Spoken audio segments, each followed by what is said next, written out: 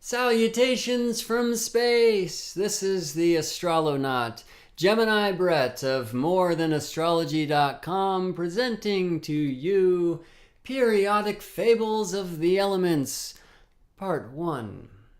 Today is Wednesday, October 22nd, 2014. I'm speaking in retrograde as the moon conjuncts retrograde Mercury at the North Node in Libra, the day before the yin and yang of moon and sun embrace for a Scorpio solar eclipse, conjunct Venus and asteroid goddess Pallas Athena. Yes, it is a charged time for astrology, so on with the show.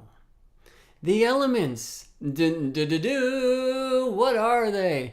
How many are there? Are there 294 or whatever? Sure, for now. But the ancients tell us there were 8. Or was it 7? Or 5? Wait, what happened to 6? No, surely there are 5. But aren't there really only 2? Or actually 1? But even this 1 shows 3. Or was it 4? Yes, let's go with 4. The 4 seasons, the 4 directions, the 4... Well, we'll get back to that. We'll get back to that as well.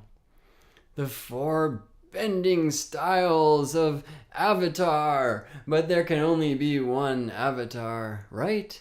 Wrong! Untrue! You are the Avatar, and you and you and you and you and me, we can all learn to harness the beautiful energies of these 4 elements. So what are they? The fire, the air, the water, and the earth. And of course, each astrological sign of the seasonal months is assigned to an element of its kind. We begin with Aries at the vernal equinox, the spring equinox, when the days begin to grow longer than the nights. It is the rebirth of the fire. And we move from the fire of Aries to the earth of Taurus, to the air of Gemini, to the water of Cancer, back to the fire of Leo, and so on and so forth. You get what I'm saying.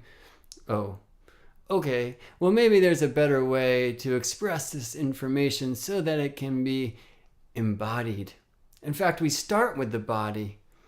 Those of you who have watched my movies before have seen this already from me, but I promise there will be new information coming in a very short time. But for now, in review, Gurdjieff tells us the human is a 3-brained being. We have our body brain, and this is the earth. We have our heart brain, this is the water. And our intellect, our mind brain, the air. Now the deal with the 3 brains is they are typically divided, heading in different directions. The example I like to repeat was given to me by my great friend the Birdman, who told me of driving the car. Now we're driving.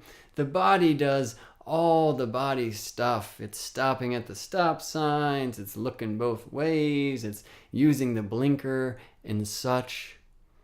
Well, the heart, it's busy doing the heart thing, thinking about that beautiful date you'll have tonight with your beloved, and the air is doing the projects. Where am I going to buy the flowers? I got to go over there to get the good organic vegetables, but I can get the noodles over here because they're just as good and they're a little bit cheaper. Oh, right, I forgot I got to send a couple emails before, the whole thing, right? So that's not typically the case when these 3 brains are aligned, but if we can align them, if we can sit, calm our thoughts, pay focus to the emotions while we get the body involved, then they align and we become whole.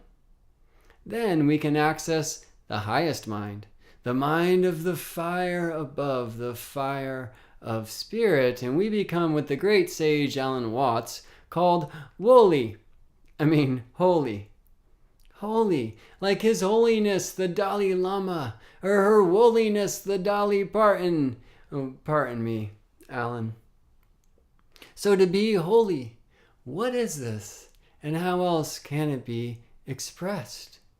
Here's a beautiful painting by Ryden, the Allegory of the 4 Elements.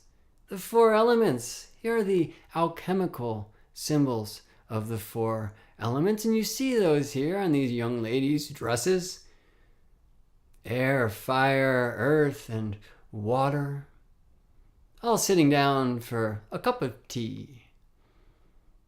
Earth, water, air, and fire, the alchemical elements, really can be broken down into two: the chalice and the blade. The chalice, the yin, the feminine, and the blade, the yang, the masculine. The yin and the yang, the chalice and the blade. And please know I am not talking about boys and girls when I say masculine and feminine. We each have our yin and our yang, our feminine and masculine, meant to be balanced in harmony if we are to harness the powers of these elements. Now look how nicely the chalice and blade fit together. Other systems did it differently. The chalice and the blade. The upward blade pointing to the celestial and the downward chalice pointing to the terrestrial, the yin and yang embrace. And so here they are. And here they are as four. So meet the four elements: earth, water, air, and fire. These are the alchemical symbols, these triangles of chalice and blade with their appropriate elements above. This is another way we could see the chalice and the blades together. The blades, the earth, and the water. These arrows pointing downward to the terrestrial. Do this for me. Imagine yourself in your left hand holding a rock, and in your right hand carefully cupping some glorious water. Now release them. What happens? They fall down. The feminine, the chalice, the yin. This is terrestrial. This is involution, down into the body of the earth, down into the waters of the heart. Or the masculine, up and out. Air rises when we exhale, the fire rises. Yeah, pointing up to the celestial. And in the alchemical systems, we're told that the feminine is the fixed, and the masculine, the volatile.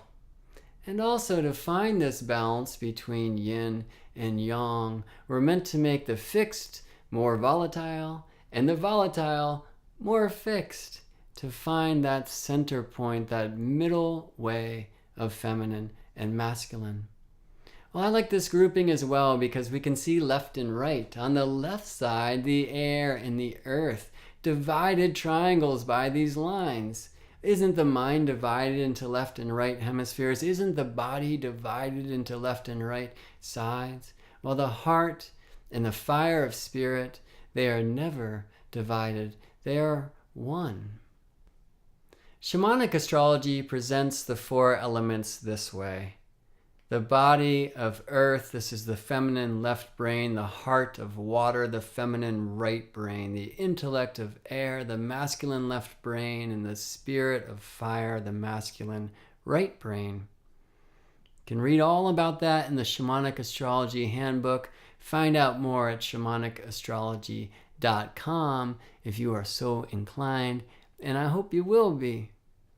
But I like this image a little bit more like this, right? Because the feminine, this is the down and in, the involution, the terrestrial, the fixed. While the masculine is the up and out, the celestial, the evolutionary energy, and the volatile. And I like it this way as well because at this crazy stage of the Earth game, everything feels turned around and upside down as expressed by the masculine and feminine images of the Mars and Venus glyphs upside down here. Why are we turned around? Why are we upside down? Well, maybe because of a little bit of this business. Is it our training to become holy? No, I would say the scholastic shenanigans have us rather divided. And even less. I mean, is there room for spirit in the classroom? Absolutely not. When I was young, we would put our hands on our heart and pledge to a flag and say something about God, but I didn't know what that meant. It rather seemed part of the programming. These days in school, if you use that big G word, you'll get kicked out just as quick as if you play with sticks. No, there's no room for the spirit of fire. And what about the 3 brains of the human?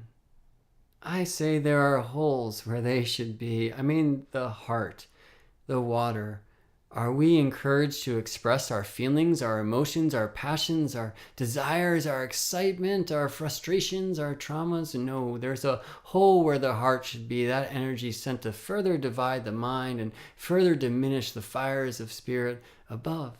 And the earth, are we taught to dance and sing the songs of the plants? Are we asked to put our hands into the soil of our mother? No, another hole, the mind further divided, the spirit further diminished. We are not holy with a W. We are holy with an H and an E. We are full of holes. In fact, we are holy airheads.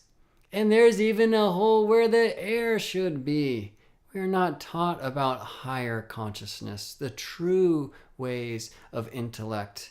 3 holes and the fire diminished to a point where it's almost unnoticeable.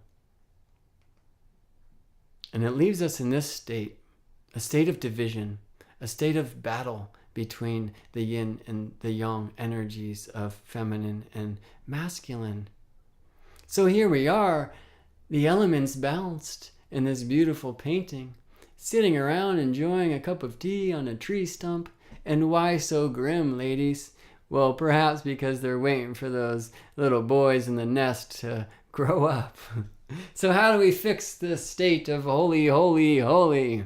Well, of course, we fill the holes. And we could start with the earth, grounding, getting in the body. Have you danced today? Have you stretched? Have you made love? Have you hugged a tree and thanked Mother Earth for encouraging you and inviting you to come here to play this wonderful game of evolution on her body? Have you kissed your mother today? And the water. All you need is love. Da, da, da, da, da. It is the waters of the heart that connect us all. I mean, if you're trapped in the air game, then I highly encourage you to check out the research of the Heart Math Institute, who are very scientifically proving that the heart is the electromagnetic transmitter and receiver of us. It is what connects us all. If you're open to some higher intellectual approach and maybe are encouraged to honor the ways of the ancients and even channeled information, I would lead you to the Secret of the Flower of Life series by Drumvalo Melchizedek. Can't say his name, but it's a wonderful place to start. I mean, this might even be the truth of the mechanisms of astrology, how the planetary energies participate with our own. For they have electromagnetic resonance, which feeds into the suns and adjusts the suns, which feeds into the earth and adjusts the earth. And of course, we as electromagnetic receivers and transmitters also are tuned to the earth's field. And filling this air hole. The air is essential. And we hear so much in the spiritual teachings that we're meant to get out of the mind and into the heart. And I think that's beautiful, but I think it also is not honoring what the mind truly is. The air is essential. I've learned this at the fireplace. Here in Seattle, we often have wet wood, and it won't catch fire.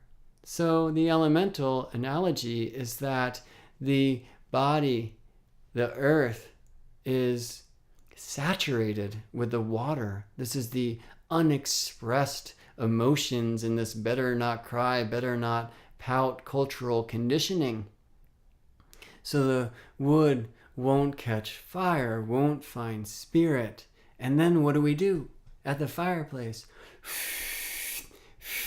Right? The air is the catalyst. The consciousness is the catalyst. And I'm not talking about the book and blackboard stuff. I'm not talking about learning that Einstein found his way to the theories of relativity by imagining himself riding a beam of light through space. I'm talking about doing it, each in our own way, each in our own intellectual, conscious expansion up into the cosmos, the astral intelligence. This is what fills the air hole. And then all systems are go, full, yet still divided. So now, seek the fire with all of our brains. We can start with the earth. Aren't we taught that the further the roots grow into the earth, the further the tree will grow into the heavens?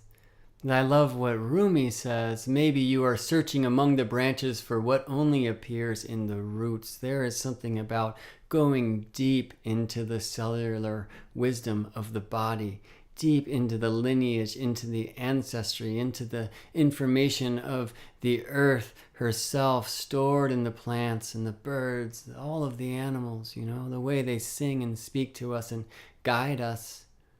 And we might go to the yoga class for exercise and suddenly have a spiritual experience. Oh no, the body reaches up to the fire. And with the water, no tree, it is said, can grow to heaven unless its roots reach down to hell. This from the great wizard Carl Gustav Jung. An extreme statement, this. But isn't it so often true here in the wild ways of the earth game? There are traumatic experiences. There are also experiences of extreme bliss. And sometimes it's too much in every direction. But with wisdom, we find that it's all for our growth. That things are not done to us, they are done for us. And that even the heart can be lighter after trauma than it was before if we are welcome to the wisdom of evolution, of forgiveness, of self-forgiveness, of loving others and loving self. The water reaches to the spirit of the fire above. And with the mind, well, now let's take that tree we've cultivated, fountain style, encompass it in a cosmic bubble and take it up into space. Connection to collective consciousness, to the mind of the cosmic, of all that is. Know thyself to know all. Oneness begins with the one. Astral intelligence, cosmic expansion, brings the air of the mind in connection with the fire above. All systems are go. We seek the fire from all three brains below to find the above and become holy. But now this is very important, because holy with a W, I believe, does not equal holy with the H. It is not this and this and this and that. This whole idea that some bearded creator from the faraway lands of spirit reached us out and breathed life into us. It keeps us from truly owning spirit within. The Greek mythology, it was Prometheus who created us, and he did so out of clay.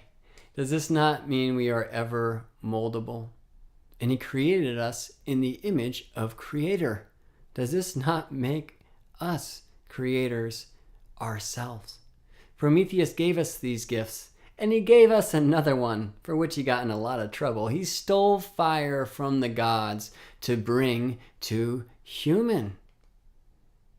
So what's it doing up there? Is that truly the state of being holy? Wasn't the fire given to us?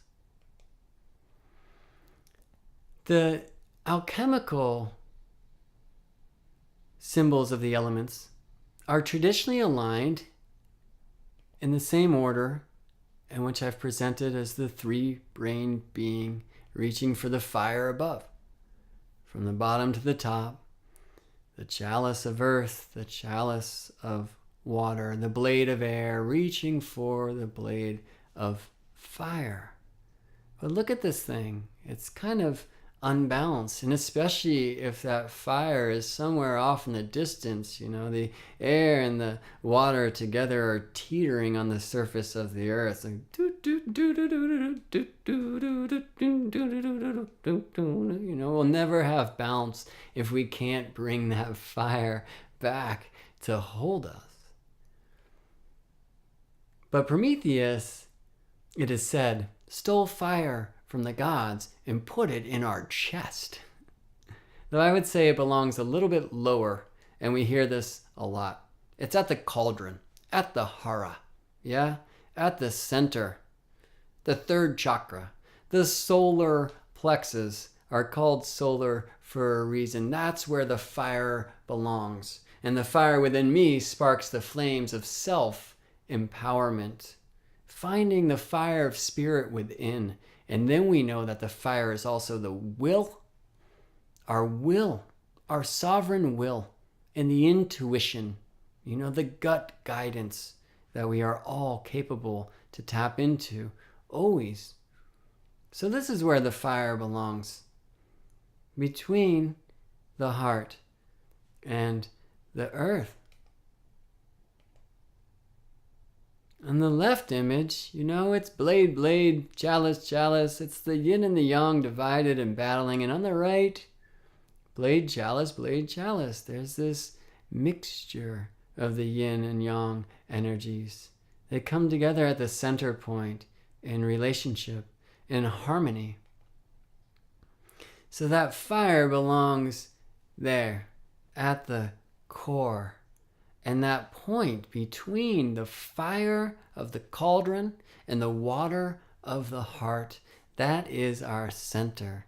That is that infinite space of creation, of trust in the intuition of our heart and the gut guidance of our sovereign will. We can look to the cards. Temperance, alchemy. Check out this angel.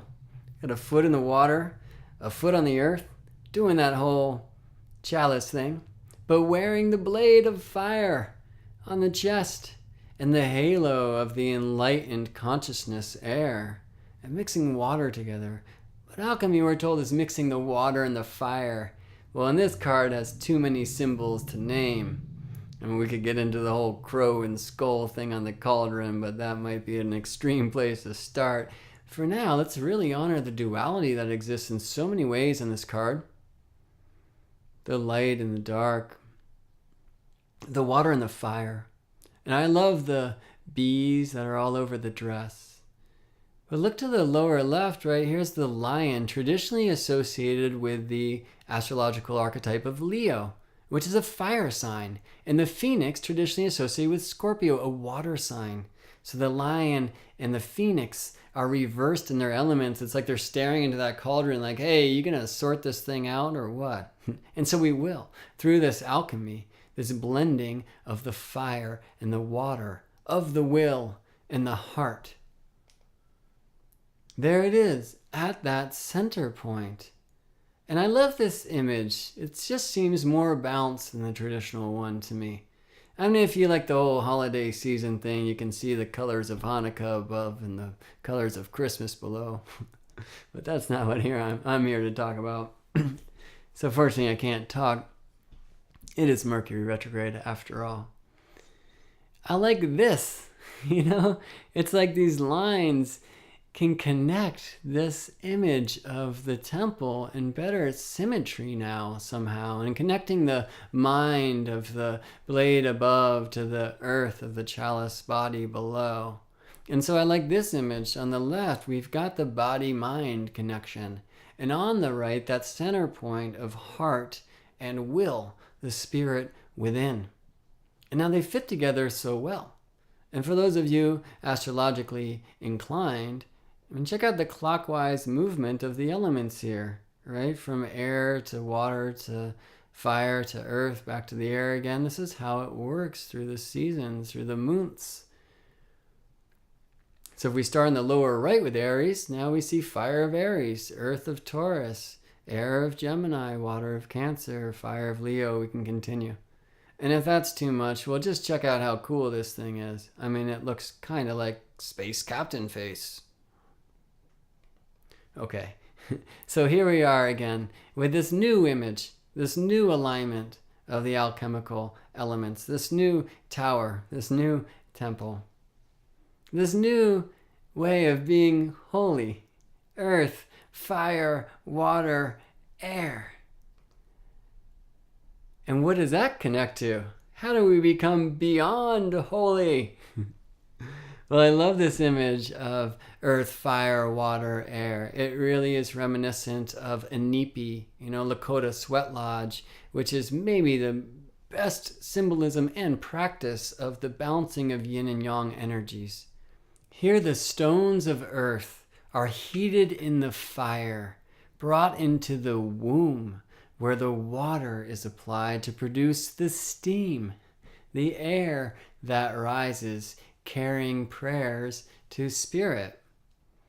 So this is beyond holy. The earth, the fire, the water, the air align and they rise and connect where?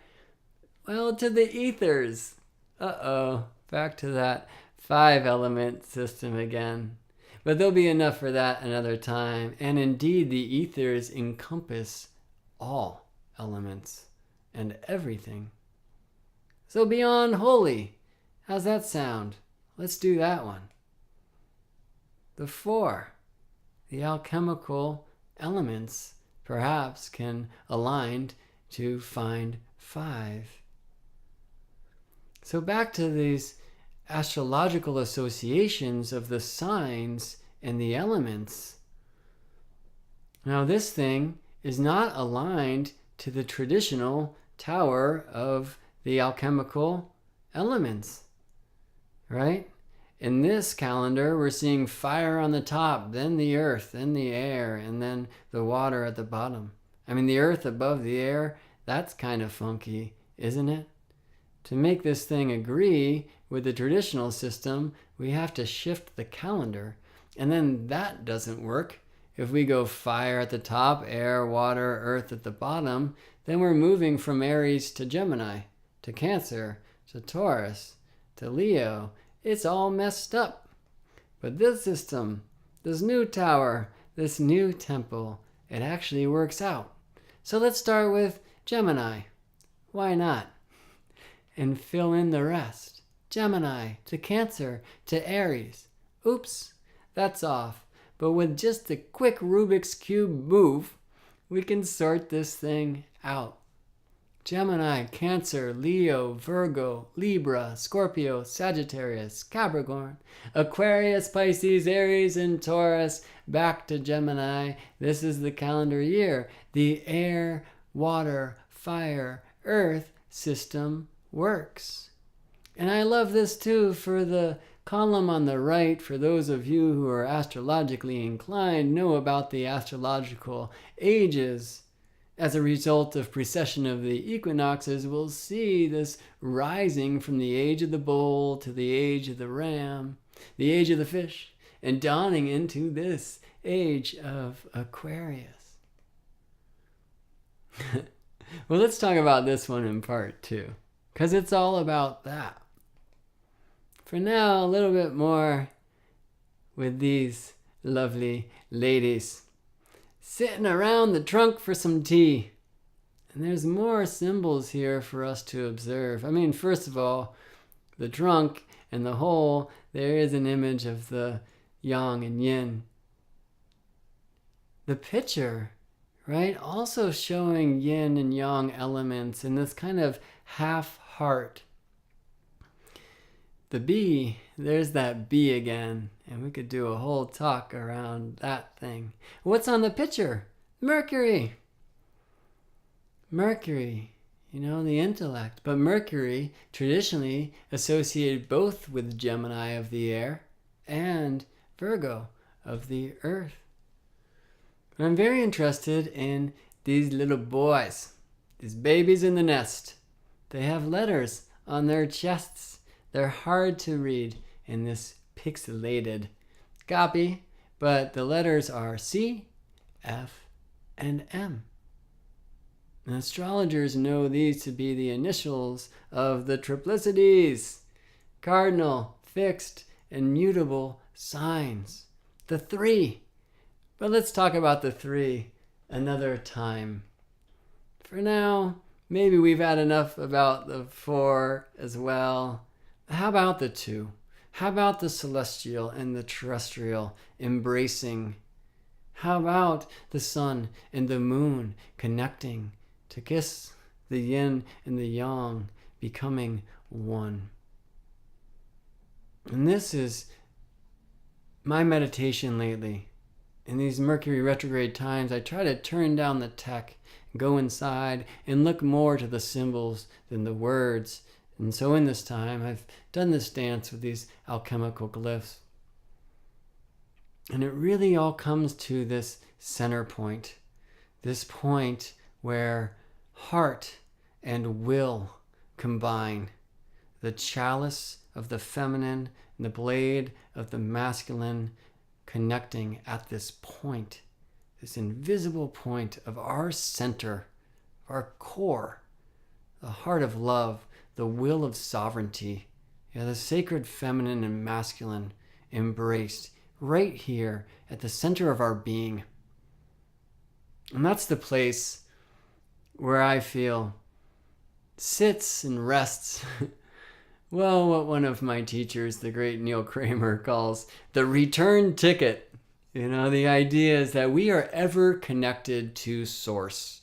And any contract we might make here in this world, fire is the one element we can share without giving ours away, but we do, and we do, and we do.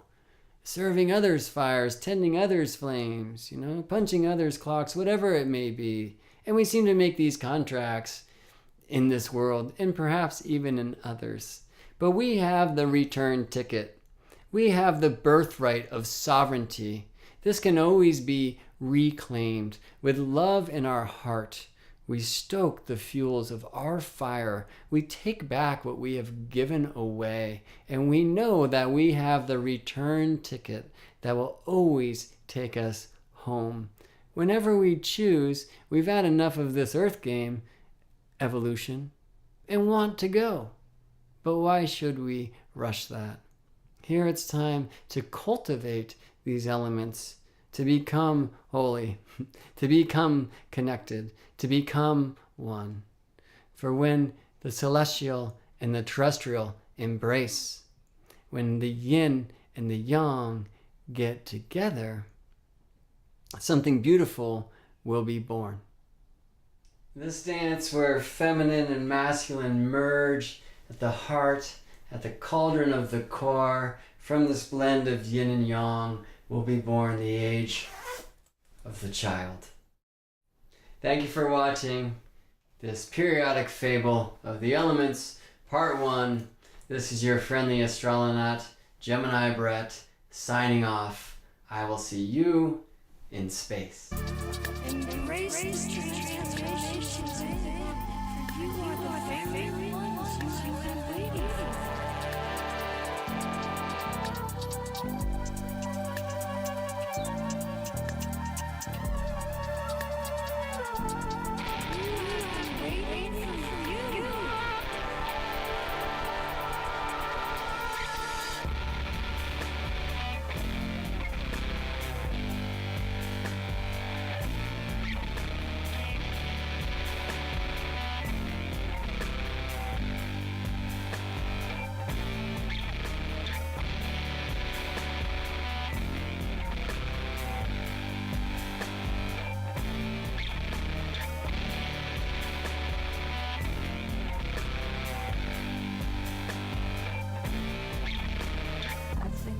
this thing about the end of the world.